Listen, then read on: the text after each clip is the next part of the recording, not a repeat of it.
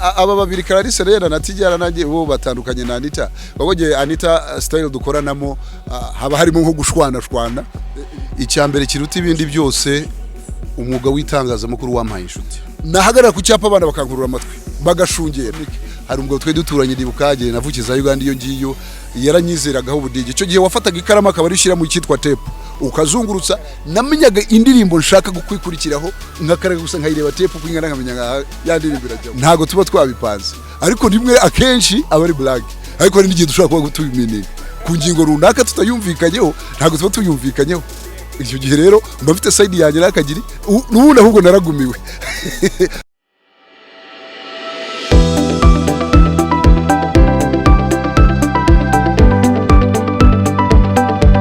Kongere tubasuhuza abantu mukomeje kudukurikira ndetse no kutwereka ko tuba turi kumwe mu biganiro byacu biba bitandukanye nk'uko uyu munsi rero muri kubibona turi kumwe n'umugabo abenshi bamuzi kuri radio ariko abakurikira imbuga nkoranyambaga nabo bajya bamubona rimwe na rimwe iyo yashyizeho video yitwa Muringwa Augustin n'umugabo umaze igihe kitari gitoya muri uyu mwuga w'itangazamakuru akorera ikigo cya RBA ikaze murakoze cyane amakuru ni sawa meze neza cyane abantu benshi nkuko nabivugaga ntabwo bakuzi ku isura ariko nta hantu ujya ugenda ngo abantu bakumenye nubwo wenda uri kuri radio kenshi baramenya ariko hari n'abatamenya bikaba kava nziza cyane bikananshimisha ariko akenshi iyo mvuze hari abahita bamenya ikibazo cya mbere nagira ko nkuzi nk'umuntu umaze igihe kinini muri itangazamakuru ukorera kiriya kigo yewe cyitwa na Orenforo mukanya ubwo urabona bitubwiraho cyane ariko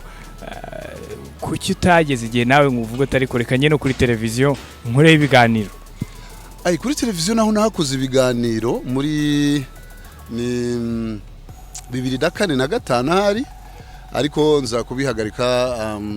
ku mpamvu zitandukanye hari igihe kuba ujya ngo concentrating ku kintu kimwe ko wagikora neza kurushaho televiziyo sano kuko tukiri muri Orenfall hari kiganigeze kuba mfite cyitwa Youth Special Tijara ariko presenter wanjye ubu ni ukigifite iriya yari initiative yanjye hanyuma Murindwa uri muri Orenfall yari maze igihe uyabaye RBA nayo imyaka igenda yiyongera watangiye ute byaje bite kwinjira muri uyu mwuga uyu mwuga w'itangazamakuru narawukundaga cyane ndibuka neza ko nakoze interview inshuro eshatu no naranje ndadepoza niba shortlistinga ubwa shortlistinga nkora interview oro ntahiriyo ubwa gatatu nibwo byaje gucamo ubwo hari muri 2003 nibwo naje kwinjira muri Orenfall ubu bivuga ko maze mu myaka 16 ariko icyo nakubwira cyo kukazi ko ubunyamakuru ni umuhamagaro kurusha uko yaba ari professional ni umuhamagaro kurusha uko naba ari uko ari byo nize cyangwa bisaba kubikunda nk'ubu nakubwira maze hafi imyaka 8 nkora morning show isaba kubyuka saa 10 buri munsi Monday to Friday nakazi katoroshye namwe mukiri batoya bitapfa korohera ahubwo se kugira ngo bibashe buriya Murindwa sinzira sangahe kugira ngo saa 10 abe yicuye icyambere discipline icya kabiri hari ukuntu bikujyamo nabanzi neza akenshi usanga bigora abantu kubera abashaka kugorobereza cyane agatinda hanze iyo bikoze gutyo birapfa Murindwa ubundi hagati ya saa 2 na saa 4 bari mu rugo nuko ngo iyo nakererewe cyane ni saa 4 ariko kare cyane ubwo saa 2 mba ndi mu rugo kugira ngo byibuze alamuniza kuvuga saa 10 mbashe kujya muri douche yandi kinamfasha nuko nitwara ku kazi koko hagiyemo imodoka z'akazi birakugora hari uza zindutse cyane hakaza uza kererewe kuko abafata abanyamakuru benshi ugasanga rero ni ibintu bigoranye hari umugabo witwa Imabiri Sibomana niwe muntu babajije muri gende nemera cyane mu itangazamakuru barambajije yararete yarinze unfortunately yarwaye paralize baramuje batariko nihe challenge wabonye mu itangazamakuru cyane avuga ati ikintu nabonye mu itangazamakuru kigora cyane gidashobora kumenyerwa nukuzinduka wowe urabibasha ukazinduka ndabikora ntago navuga ko biba byoroshye ariko ndabikora ikintu ugomba gukora ni wanashaka no kuzinduka one time uzabigerageze nushyiramo alarm ikavuga uzayirespecting ni wiha kwiyongeraho undi munota umwe biba bibaye ibindi nubwo biba bibera inyuma y'amarido twe tukabumva kuri radiyo ubwo n'ababashije kuzinduka kujya tubakurikire ari wowe na Anita ninde ugera ku kazi imbere? Kubera jewe nizana akenshi biranyorohera kuko wakoresha imodoka y'ikigo ari gihe mutinzaho ariko always mbamari kuko dukoresha icyitwa automation isaha igeze gingi jyamo ubwo icyo gihe akajyamo silence bakagutegereza ngo uvuge wabisobanura gute si icyo gihe ngo ibintu byo kubahiriza isaha byangiyemo ngira ngo na gahunda twahanye wabibonye ko ntagutanze. Hanyuma rero ubwo nta gihe nubwo umuntu aba afite iyo gahunda afite iyo discipline ariko nta gihe byigeze bibaho ngo hagira ikigukereza kuko ari gihe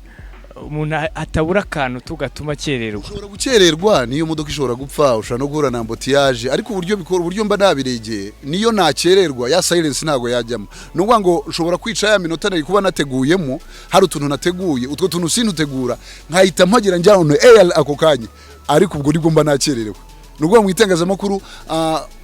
when you're on time you're late but when you are before time that's when you're on time ngo you're always on time when you reach cyangwa you arrive before time ariko iyo hageze on time uba wakererewe ubwo rero icyo gihe magera on time haba harimo ubukererwa of course nk'utuntu ari gutegura ugasanga tubaye na duke cyangwa ari gihe umuntu asondeka nyine byageze gutya ariko nta silence yari yajyamo. Ikiganiro cyanyu gikurikirwa n'abantu benshi yewe nanjye ndumwe mu bajya babakurikira ariko hari ukuntu we na Anita mujya mushwana muri studio bira bintu uyu munsi turagufite kandi ntabwo uri butubeshye bira bintu muba mwabipanze cyangwa ni ibintu byizana cyangwa biba ari nabyo ahubwo muba muri gushwana bya nyabyo? Biriya bintu rero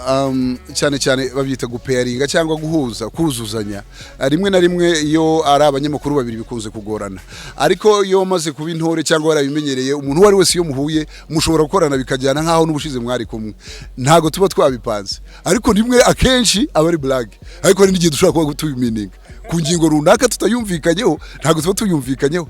icyo gihe rero mba mfite side yanjye nakagiri kandi nyuma y'ikiganiro nk'iyo mwashwaye nk'uko birakomeza wenda birangirira aho ngaho tuba turabajya iyo birangiye biba birangirira ngo muri studio. Abantu bari mu itangazamakuru benshi banarimazemo n'igihe nk'uko babitubwiye harimo no kubikunda ariko hari ukuntu akubwira ukuntu aba yarakuze ukuntu byaje akakubwira ukuntu mu rugo yajyaga akunda kumva akaradiyo cyane agakurikirana byaje bite wowe? Jewe ngira ngo natangira muri Radio Rwanda muri 2003 natangire muri newsroom jewe nari mu ishami ry'icyongereza hari n'igihe gitoya nigeze gusoma amakuru urumva nahoraga kuri tele ariko nza kugira initiative gutangira ikiganiro cyitwa Youth Special nagikoraga kuwa kane nijoro saa 4 kugera saa 5 hanyuma ngira ngo managers banjye babona ko muri production byaba byiza kurusha muri newsroom icyo gihe uremfura yowe na wiri rukundo ba Edirwema bari ba ntuza ba chief editors n'abandi gutyo ubwo nuko naje guswikinga muri za 2004 njya muri production full time ariko mbere nari muri newsroom ubwo rero jewe ngira ngo music nayikundaga kera kuko ndibuka ndi no muri primary nari DJ kuri radio zo mu cyaro zitwa La Sonic mushaka mutazizi murabejo radio zitwa La Sonic hari ubwo twe duturanye ndibukaje navukiza Uganda iyo ngiyo yaranyizeragaho ubudije icyo gihe wafataga ikarama akaba rishyira mu cyitwa tape ukazungurutsa namenyaga indirimbo nshaka gukwikurikiraho nkakaraga gusa nkayireba tape kwingana nkamenya yandirimbira jyaho nango nabikunze kera nabikunze bindimo numvaga Radio Rwanda icyo gihe nkavuga bana yanjye ibyo bintu bizashoboka shobora se kuzaba umunyamakuru naguze mbishaka ariko nyiri umunyeshuri numvaga nzaba umunyamategeko nzaba lawyer numvaga ko nzaba lawyer kugira ngo mburanire abantu batishoboye the vulnerables mbafashe mbaburanire ariko nyuma vision iza guhinduka numva nitangazamakuru nanone ushobora kuvugira abantu bikumvikana ndavuga nka Catherine Pouvoir nayo nitangazamakuru ariko igisekeje ntago uri zitangazamakuru jewe ubu mfite degree muri BBA na majorinze muri human resource management ubu nize CFB ariko ngira ngo icyabitemba narize nitangazamakuru ko nge natangiye itangazamakuru mbere nta kaminuza yigisha itangazamakuru i Kigali cyo gihe byasabaga kujya Butare kandi kujya Butare mfite inshingano ntagomba guharaga faranga ubwo nimitamo kwigira management itangazamakuru rika gutyo otherwise iyo icyo gihe bari i Kigali igihe nagiriye nasubire muri kaminuza mba nararigize. Kenshi muri uyu mwuga ntago biba byoroshye kuko nubwo atari ibigo byose ariko abenshi uganira n'abanyamakuru akubwira ko amikora akiri makeya nubwo umwuga ugenda utera imbere buhoro buhoro yewe n'iwanyu ntabwo ari ibanga hari igihe bangaje abakozi bashya ariko wenda abandi bari bamaze igihe bakababwira bati turabasezereye urumva wowe umaze igihe kingana gutyo ukihariya hari abagiye bahagusanga bakagenda wowe ubishoboza iki? Ibanga riri muri aka kazi nta mafaranga arimo actually mu Rwanda nta mafaranga arimo ariko mu bindi bihugu nk'iminsi maze kwitangazamakuru gina kagombye kuba naragafashe ufite amafaranga hariya baramamaza ashaka no kuba ufite imodoka yawe kuri couvre pine honyine akamamarizaho akaba yashyiriye icyo kintu ushobora kuba brand ambassador muri company runaka ariko hani wacu ubona bikiri inyuma nta mafaranga arimo. Ibanga nabwira yenda abasore abakiri batoye binjira muri uyu mwuga bisaba kwihangana. Icyambere umuntu akumvise kuri radio cyangwa akabona kuri televiziyo agufakira ku rundi rwego rukomeye rw'abantu bafite amafaranga inaction sense ntayo ubona afite. Akenshi ugasanga hari bipasa muremure bagashaka kurira amahoteli meza kunywera amahoteli meza nibo wumva bafunze kubera amadeni. Bisaba rero kwihangana, bisaba kwihangana ariko nanone hari uburyo ubijera. Ngenda guha urugero, naguze imodoka mbere yuko ngura ikibanza i Kigali. Impamvu yari icyo gihe mfite ikiganiro kuri televiziyo na radio, nahagarara ku cyapa abana bakankurura amatwi bagashungera nkabura umwanya ndabanza ngura moto, ndabanza ngenda kuri moto. Abanyiye modoka nabo ntago bajya bubaha umuntu utwaye moto, unyinjira nawe ndabwiye moto izanyica ndayigurisha ndijya shaka kamudo rwo ndashaka kwereka nagira ngo mbone ubwo buhungiro bw'imodoka nje nyigenda mu byibuze ne kujya ku murongo ku cyapa ne gukererwa ku kazi. Ariko bisaba kwigomwa, ntago ari ikintu cyoroshye kuvuga ngo amafaranga yapfa kuyabona mu itangazamakuru, ntago ari ibintu byoroshye. N'abana banjye mbabwira nkabwira mwebwe mu concentrating muri sciences byo kuvuga ngo yenda ngo rushaka kuba nka daddy nta mafaranga arimo. Kandi ntabwo wagira umwana wawe inama yo kujya mu munyamakuru niba bishaka it is fine, ariko ngewe ku nama namugira ibyo namugiramo inama byo birasekeje. Shaka kumwe nigenda wige gukora imisatsi ibibona by'ubumenyi ngiro none se nibangaye hano abantu bakora imisatsi hanga mu mujyi muri ama tajari smart bahimbwa za miliyoni imwe ebyiri zingahe kumujya bamugura nk'umukinnyi w'umupira. Shaka kumwe niga guteka niho turimo kugana. Naho ushatse kuvuga ngo ubugira inama of course ariko aramusaba bikuze why not wamureka. Hanyuma rero hari abajene bari muri uyu mwuga urumva imyaka 16 ntabwo ari ikintu umuntu yavuga ko ari ubusa uri mu mwuga umwe. Uyu munsi wa none hari abajene uruta bari muri uyu mwuga bashobora kuba bakurikiye iki kiganiro nabo bashobora kugira ikintu bakwigiraho. Niki wababwira, nihe unenga iyo uri kwanaliza, nihe ushima? Icyambere ngende baza kubashimira byibuze hatangiye kugaragaramo umunyamwuga amashuri ahari yigisha itangazamakuru. Turashima leta yacu nta kibitagize kugira ngo mu itangazamakuru naryo ni mumwe mu nzego zirimo gutera imbere nk'uko u Rwanda rurimo gutera imbere mu zindi nzego. Ntabwo ngo welcome nibaze ariko bekuza agatabo nigaga literature kera kitwa Great Expectation kari gafite setting muri Kenya. Ni igihe cyo kubona independence abantu bumvaga ko muri Kenya buri muntu agiye kubona ibi undagakira undakagira. Niba uje mu itangazamakuru rize muri kuze udakeka kuje gukira uwo muzi nuzuje ufite iyo ntuza bishobora kimwe nuko ushobora gukira ariko hari nubwo byakwanga kamera nka murindwa. Ubwo rero dago ikindi mbwira abajene b'iminsi mwe mwaje inzira yaraharuwe. Nge ndibuka niga editing twakoreshaga yitwa Bande Studio. Bande Studio ni ikintu kizenguruka kimeze nka tape kinini cyane ugenda ukatama agapisi. Iyo agapisi kamwe kabaga ukaturaye muri puberi ukumva hari icyo wasimbutse ukagakenera ntago wapfaga ukabona warahigaga bikaba ikibazo. Icyo ubu mwebwe back biba byarangiye. Hari cyitwaga kuroboka ukaba ikiganiro kigiye kujyaho harabura iminota mikeya bandi karoboka none se. Ariko uyu munsi ni computers mwaje ibintu byoroshye, internet nimuvunika kushaka amakuru, ibintu byose birahonga biri ku isahane. Mwaje mu bihe byiza ahubwo gezi mushaka no guperforminga kuturusha kandi birashoboka cyane. Watubwiye ko wigeze no gusomaho amakuru, hari akantu kajyaga kabaho kera kuko na televiziyo wakoreraga niyo yari hari icyo gihe ugasanga inkuru nk'uko irabuze umunyamakuru ni uri imbere y'abantu arababwiye ngo mutwihanganire iyi nkuru biriya bintu bimera gute? Biriya bintu va no ku makuru naba n'amakuru maybe hariya icyo gihe muri Orenform computer hangingaga. Ndibuka rigiye duba gukoze show turi mu muziki ukana usindirimbo bakakugira ukabwira nuza director akabwira ati yabuze ubwo ugiye kuba oblige kugira icyo ubwira abantu mu minota 2 bari starting machine kabugara akazi katoroshye cyane cyane uri nka wenyine noneho uri imbere y'amakamera hariya nakazi katoroshye ariko with time wageraga ukabimenyera panic igashira bakubwiye bati yaranje iminota 2 ugashaka na story utera ariko ukamenyesha ko ya minota ishobotse umunsi wa mbere bikubaho wenda cyangwa niyo wanatubwira mugenzi wawe uzi byabaye niyo utatubwira izina amakuru akabura akavuga ati mutwihanganire reaction yabaye urumva of course ntago ubwa mbere ntago bipfa koroha uburahari ureba ukagira isoni kandi hariya director avuga ati reba icyo uvuga birabaza bikagucanga ariko imaze kubimenyera akakugira gutya confidence ba yaraje biraza ariko ntago ari ikintu ushobora kuza mu munsi umwe ubanza guhangana nabyo gake gake ariko iyo harimo impano harimo umuhamagaro it works.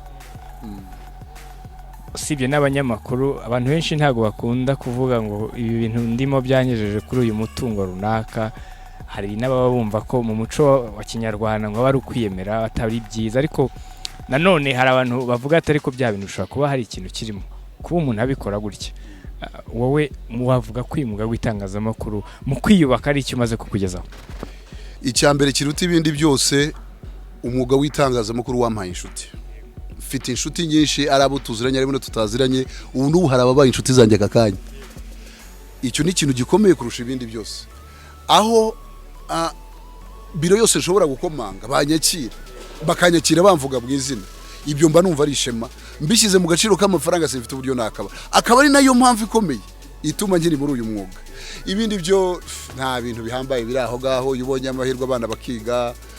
yenda wabona nakabanzo yenda Imana nibishaka uzakubaka ariko nta bintu bihambaye biri aho ngaho ariko icy'ingenzi kiba kirimo ugira inshuti aho komanze barakwakira bakakwakirana urugwiro rwose bishimye baseka ukagira inshuti nyinshi arabuze ari nabutazi ugasanga rero kenshi byo bigufasha mu buzima busanzwe. wakoranye n'abantu benshi muri show muri kumwe ariko uyu munsi uri kumwe na Anita ariko hari n'abandi mwagiye mukorana ninde wenjoyinze cyane gukorana nawe jewe se abantu twabashije gukorana wa mugani w'iyi minsi bose bari abataramu nakoranye na Tijara urabyumva nawe nta kibazo nkorana ariko ni twakoranye gatoya witwa Clarisse Wineza Clarisse they are all good bose ni beza sinakubwira ngo uyaruto usibye nk'abadukurikiyeho bashaka kugihaginga ariko ku bwanjye bose twajyanagamo bigakunda hari igihe gitoya nakoranye na Pascal Nyandwi twajyanagamo bigakunda kereka yenda baguteza amatwi ushobora kwanariza kugurusha ariko numvaga bose ari byiza ku buryo uwo wampana uyu munsi niyo twaba tutategura ikiganiro twagikora kikagenda neza. hanyuma se wenda ugiye batandukanye kuko buri wese aba afite karite ye nubwo bose ari beza ariko ugiye batandukanira kari turavuga nk'izi Yesu ubwo tubena mu kiganiro abashyushye cyane cyangwa se abanserereza cyane wenda uyu abakora ibi nibi nkawe nk'umuntu mukorana cyangwa hari n'abadategura ariko n'ubundi ikiganiro kikaryoha aba babiri Clarisse rero na Tijara nanjye bo batandukanye na Anita babogeye Anita style dukoranamo haba harimo nko gushwana ibintu ngibyo ariko bo bariya tuba turi ku mujyumwe no ngo tuba turi we don't disagree gutyo tuba turi ku murongo umwe ariko all is good kuko audience yo bashaka ntago bashaka ubwumvikane cyane bwanyu ahubwo abenshi yo tutashwanye barababara niho batandukanye bariya mubyumvikanaho mwanashwana okay nk'abanyamakuru kamwe ingingo imwe yo iri debatable iyo birumvikana ariko akenshi bo ntagare kimwe nuko twaba turi kumwe na Anita. uyu munsi wa none Murindwa ahagaze ate mu rugo watubwiye ko ufite abana ni bangahe niba ntabanga uyu ntabanga ririmo njya nsetsa abantu ngo am both single and double single inasacha we nta mugore mfite ariko double kuko mfite n'abana nubwo afite abana babiri umuhungu n'umukobwa umwe senior 3 undi senior 2 kushaka buriya ni nk'urupfu yenda birashoboka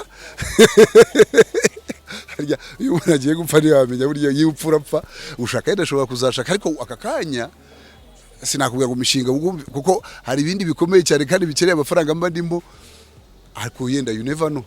byanashoboka nakurebye ashobora kubona ko imyaka yo gushaka koko ukwiye kuba nyine wabikora ari nk'ubikwifuriza ko nabyo si bibi. ahubwo nararenze, ahubwo hari umuntu hari umusore w'inshuti yanjye ujya unsetsa ati naragumiwe, n'ubundi ahubwo naragumiwe ariko rero never too late. Icy'ingenzi uriya n'ibituma yenda nuko mafite abo nkorera, n'icyo gicuku nzinduka n'Imana ndayo mpamvu inamfasha, ntago mazinduka agiye guhaza inda yanjye. Mfite abana, mfite umuryango, mfite burya murabizi family zo muri Afrika ni Bill Gates umuryango wanjye ku mushahara wanjye mfite. Buriya baba bavuga ati umuhungu wanjye abi Kigali, okay nta babyeyi mfite ariko ufite nka mukuru wawe, ufite nka mushiki wawe, bakavuga ati brother ari Kigali bana sinjya mubona kuri televiziyo se simwumva kuri radio, uvuga ngo ubu ufite abantu nk'abo ureberera, ariko kuvuga ubu ngubu umugore simbizi, ari nubwo na hano namukuraho simbizi. Hanyuma rero Murindwi atari mu kazi ni ikihe kintu akunda kimuruhura mu mutwe? Nkunda kwicarana n'inshuti zanjye tugasangira tukaganira, ariko cyane cyane nk'iyo mfite weekend kwa kundi nkunda kujya ahantu bantaramira, ni ukuvuga ngo simba shaka ngiye kubyina, bashaka aho bambyinira, ishaka kuba ari igisope, ishaka kuba ari karaoke, anything, ariko nkicara mbareba biranezeza cyane, ndi kumwe n'inshuti zanjye tuzengurutse tuganira dufata kamwe, mba numva ari byiza cyane. Ikindi nkunda burya gutembera, ariko muri iminsi ntibyo cyoroshye, buriyo iyo ntembereye bwo abari inyongezo.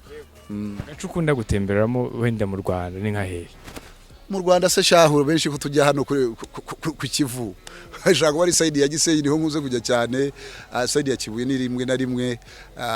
navuga Rusizi ho ni nka kangahe gusa, aha tworohera kenshi usanga ari hano za Rubavu, ariko ari n'igihe niyo ngoza za Ruyenza hanga za Nyamata, hirya hanga za Nyagasamba, ariko nka making ashobora kumvuye mu mujyi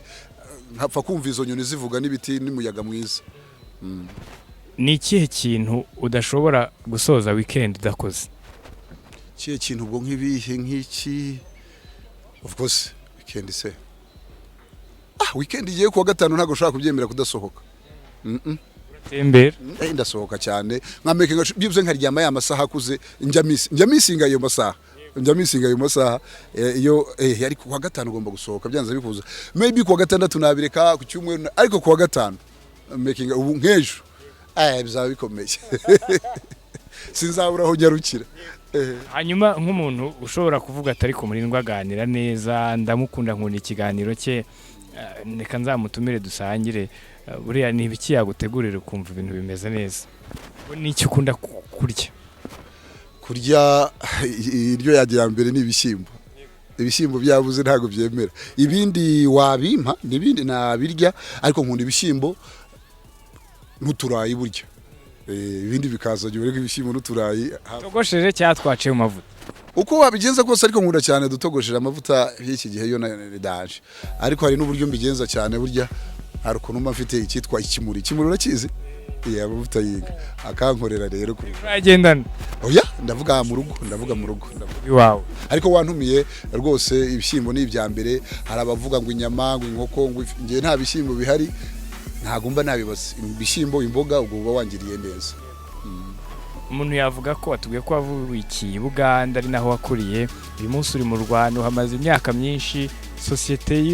y'Abanyarwanda urayisi, ndetse yewe niyo uganira mu biganiro umuntu agukurikiye aba yumva ko koko ubizi, ariko ni Buganda warahabaye, izo sosiyete zitandukanye ute wowe? Abanyarwanda ni inyangamugayo, ariko abavandimwe b'Abagande ni abantu beza, iyo yagukunze aba yagukunze, niyo yakwanza arabigaragaza, mu gihe Munyarwanda we ni inyangamugayo, ariko niyo yakwanza ushobora kutabimenya, niho batandukaniye, ariko Abanyarwanda ni inyangamugayo kame, hariya ho umuntu w'umusaza ntatinya kubeshya, ntatinya kwiba, na hano birahari, ariko usanga ugereranyije Abanyarwanda ni inyangamugayo, ni imfura cyane, kandi banakunda n'abashyitsi, mu gihe usanga mu bihugu bimwe by'abaturage ahangaha umunyamahanga afatwa nk'umuntu utari mwiza, kandi hano twe twakira cyane abashyitsi. Hanyuma twaganire byinshi, kandi tunagushimira kuba wemeye ko tuganira tukagirana ikiganiro, ariko dusoza hari no gukurikira umunsi ku wundi, hari abajene bakiri bato bifuza kuzamera nkawe aho ugeze cyangwa bakanaharenga, hari inama wabaha, hari n'icyo wabwira abantu bagukurikira umunsi ku wundi? Dusoza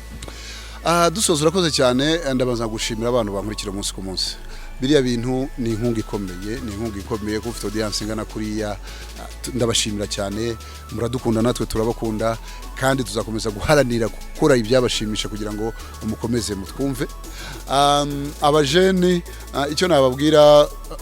nemera ko umuntu ananirwa ikintu iyo yapfuye. Iyo ukiri muzima byose biriho, ntuvuge ibintu wumva bituvuga by'amafaranga, ejo tuzayabona kandi menshi cyane. Ahubwo ikibazo nuko ashobora kuza umuntu atakiriye umunyu. Rero abajene, icyo wumva wishyizeho, ugishyizeho umutima, ugishaka, giharanire. Nizeye ko bidashobora kwemera ejo, ariko ejo bundi cyangwa ejo bundi buriya bizagukundira rwose, bimere neza cyane. Byongeye murashyigikiwe. Murakoze cyane.